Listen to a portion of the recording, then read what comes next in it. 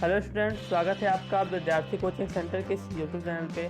आज फिर से हम लोग हिंदी के क्वेश्चन करने जा रहे हैं। चैप्टर दूसरा जो हमारा विष के दांत है। एक वीडियो पहले से अपलोड है जिसका लिंक आपको डिस्क्रिप्शन में मिल जाएगा। उसमें हम लोग 15 से 20 क्वेश्चन किए थे। इस वीडियो में हम लोग 15 से 20 क्वेश्चन लेके आए हैं। सारे के सारे ऑब्जेक्टिव क्वेश्चन है। अगर आप लोग चैप्टर पढ़े हुए हैं तो काफ़ी आसान होंगे आपके लिए क्वेश्चन। तो शुरुआत करते हैं। उससे पहले चैनल को आप लोग सब्सक्राइब कर लें अगर चैनल पर नए आए हैं तो बढ़ते हैं अपने पहले क्वेश्चन के लिए। पहला क्वेश्चन रहेगा हमारा आज का, सेन साहब ने किसको खूब फटकार लगाई। ये जो कहानी है विष के दांत, इसमें सेन साहब ने किसको खूब फटकार लगाए थे, किसको ज़्यादा डांट फटकार लगाए थे। ऑप्शन है हमारे पास गिरधर लाल को, दूसरा ऑप्शन है खोखा को, तीसरा ऑप्शन है हमारे पास मदन को और चौथा ऑप्शन है शेफाली को। तो बताना है कि सेन साहब ने किसको डांट लगाई थी।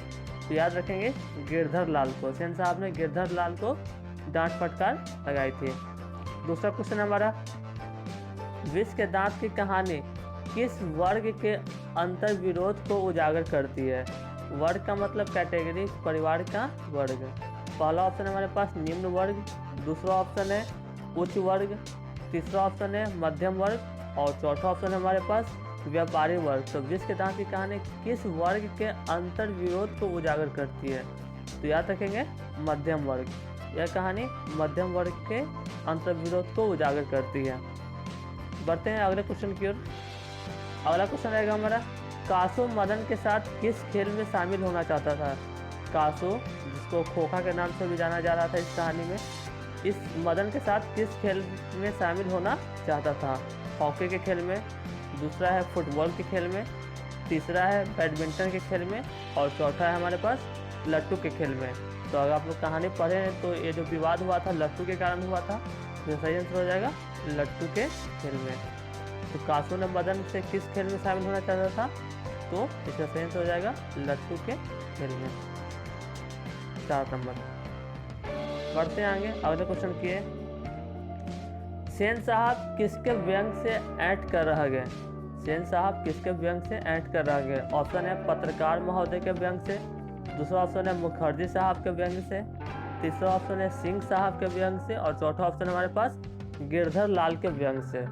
तो कहानी में मिलेगा आपको कि पत्रकार महोदय के व्यंग से सेन साहब ऐंठ कर रह गए।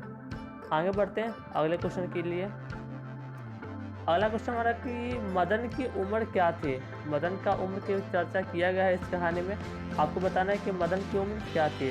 5 से 6 साल, दूसरा ऑप्शन हमारे पास 7 से 8 साल, तीसरा ऑप्शन है 3 से 4 साल और चौथा ऑप्शन हमारे पास 9 से 10 साल। तो मदन की उम्र क्या थी, तो 5 से 6 साल तक का उम्र था मदन का।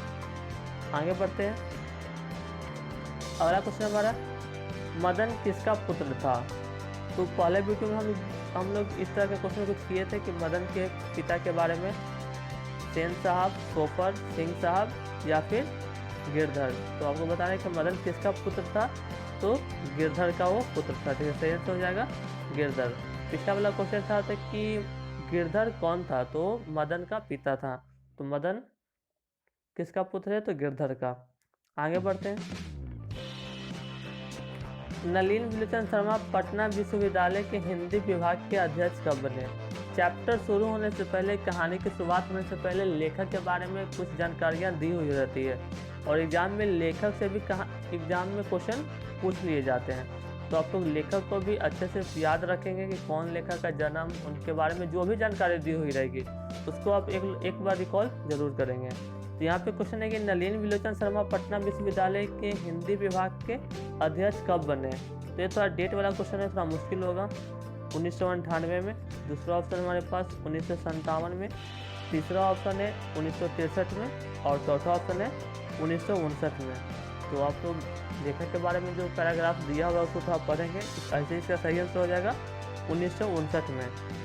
नलिन विलोचन शर्मा जी को 1959 में पटना विश्वविद्यालय के हिंदी विभाग के अध्यक्ष बने थे। बढ़ते हैं आगे अगले क्वेश्चन की ओर। अगला क्वेश्चन भी हमारा लेखक से ही है।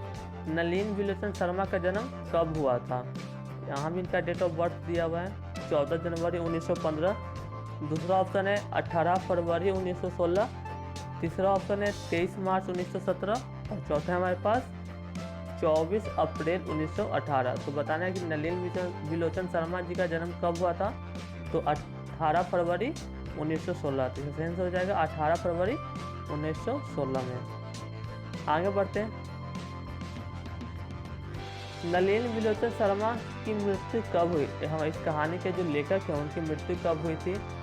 ऑप्शन है 12 सितंबर 1961, दूसरा ऑप्शन है 16 सितंबर 1961, तीसरा ऑप्शन है 14 सितंबर 1961 और चौथा ऑप्शन हमारे पास 18 सितंबर 1961। तो याद रखेंगे इनकी मृत्यु कब हुई थी, तो 12 सितंबर 1961 को नलिन विलोचन शर्मा जी की मृत्यु 12 सितंबर 1961 को हुई थी। ये सारे आपको लेखक के पैराग्राफ में क्वेश्चन दिए हुए होंगे। नलिन विलोचन शर्मा का जन्म कहाँ हुआ था? तो आपको पता होना चाहिए पटना के थे। पटना में एक बदर घाट नाम का जगह है जहाँ पे इनका जन्म हुआ था। ऑप्शन भी हमारे पास गांधी घाट, कृष्णा घाट पटना, बदर घाट और रानी घाट पटना।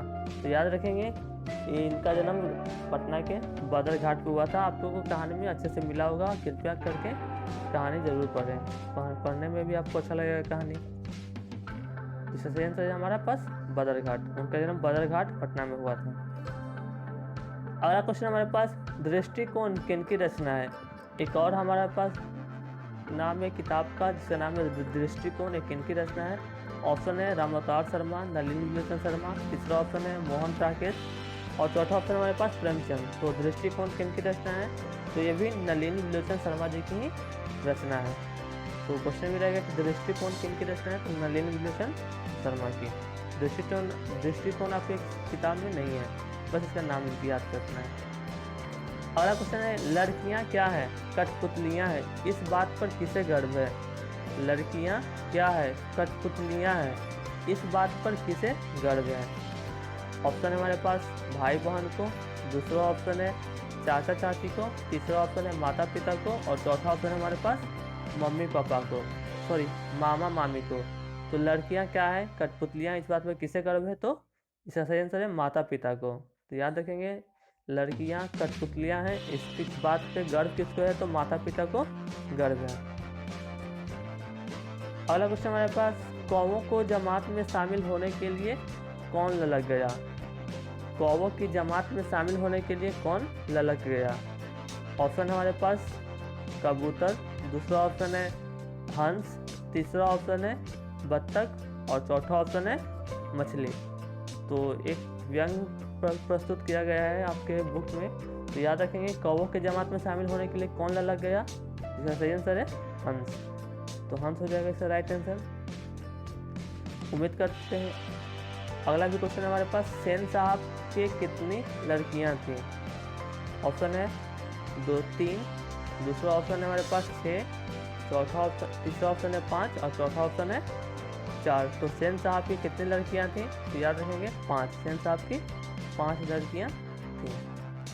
उम्मीद करते हैं वीडियो अच्छा लगा होगा। अच्छा लगे तो लाइक करें, चैनल को सब्सक्राइब करें और शेयर जरूर करें।